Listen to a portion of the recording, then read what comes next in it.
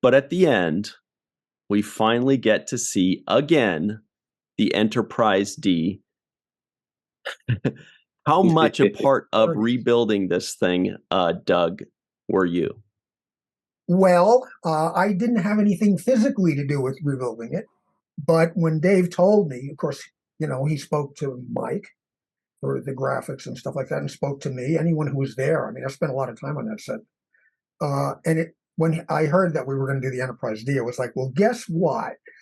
Because I know Paramount doesn't have the blueprints. They don't keep anything. Got nothing.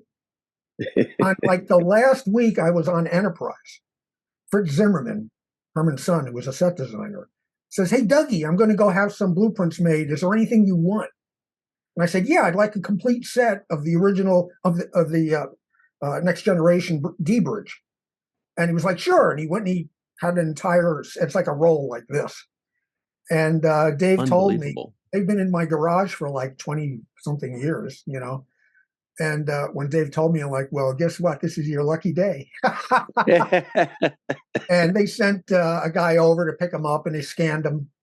Of course, they have to redraw them, because the way things are done now is that you want to have them like in a CAD program or whatever they're using, so that if you want to print some of it, you can actually do that. It's really stunning. So anyway, I feel like I saved the starship. Thank you. You did. Thank you. For all of us.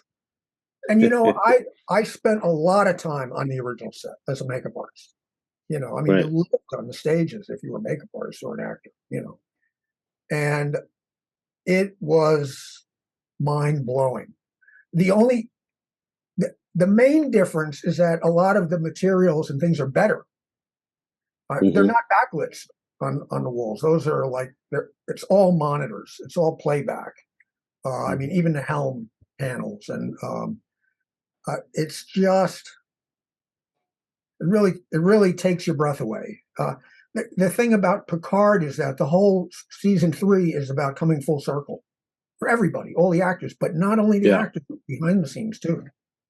That's like coming full circle. It was like coming home for them. It was coming home for me, for Mike, Denise, but yeah, for instance, like on the helm and consoles, you'll see the little, where the plexi meets the cabinet.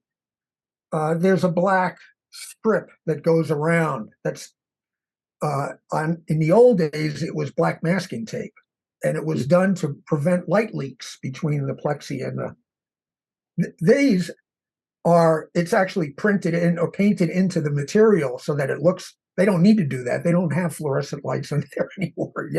Fluorescent lights. I mean, the universe was run on fluorescent lights back in the 90s and 2000s. And now they have, if it isn't playback, they've got LED tape, and it's really remarkable.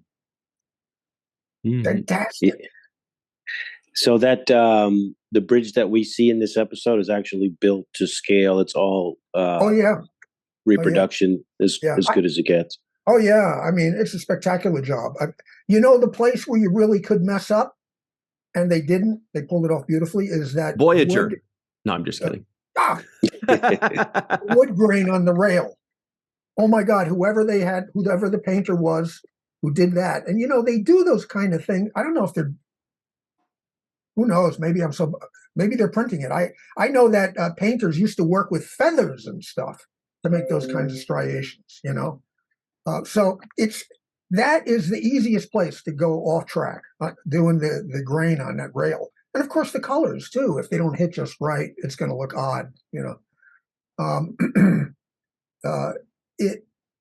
It's an astonishing reproduction. Astonishing. I mean, they spared nothing to do it, And the thing is, you have to remember, you've got people working on the show who, we do it for free. You say that now that after you've collected everything, Don't tell them I said that. But, I mean, you do it for free, and it's not just behind the camera; it's in front of the camera too. And or Jonathan Frakes, they're all giddy about it and enjoying it, and having the same amazing feelings that we had when we walked on it the first time.